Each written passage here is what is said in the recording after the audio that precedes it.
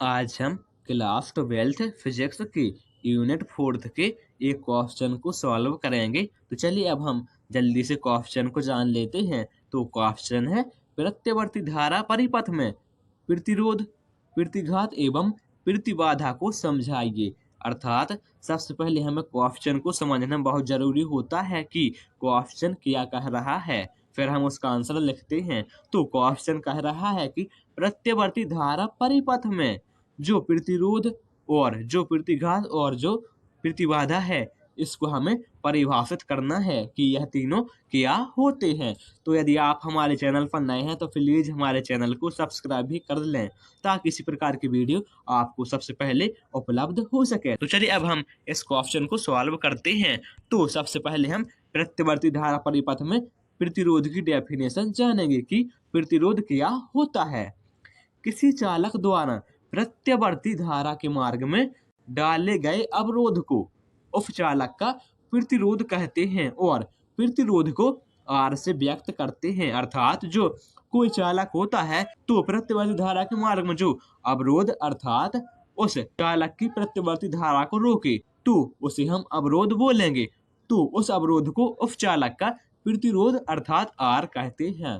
तो चलिए अब हम आगे बढ़ते हैं और अब हम जान लेते हैं प्रतिघात क्या होता है। प्रत्यवर्ती धारा परिपथ में प्रेरण कुंडली एल या संधारित्र सी में से किसी एक के उपस्थित होने पर परिपथ के प्रतिरोध को प्रतिघात कहते हैं। इसे एक्सएल या फिर एक्ससी से प्रदर्शित करते हैं, क्योंकि यहाँ पर एक्सएल बोलते हैं प्रेरण कुंडली को और एक्ससी बोलते हैं संधारित्र को।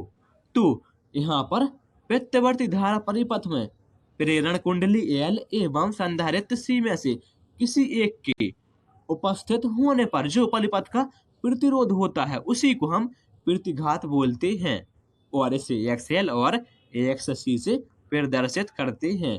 तो चलिए अब हम आगे बढ़ते हैं और अब हम जान लेते हैं प्रतिबाधा क्या होती है। प्रत्यवर्ती धारा परिपथ में ओमी प्रतिरोध आर, प्रेरण कुंडली एल या संधारित्र सी में से तीनों दो या तीनों के उपस्थित होने पर परिपथ का जो प्रतिरोध होता है उसे हम प्रतिबाधा कहते हैं और प्रतिबाधा को जेड से प्रदर्शित करते हैं। अर्थात यदि प्रत्यवर्ती धारा परिपथ में ओमी प्रतिरोध आर और प्रेरण कुंडली एल और संधारित्र सी, इन तीनों में से यदि कोई दो या फिर तीनों के उपस्थित होने पर परिपथ का जो प्रतिरोध होता है उसी को हम प्रतिबाधा कहते हैं और प्रतिबाधा को जेड से प्रदर्शित करते हैं। Thank you.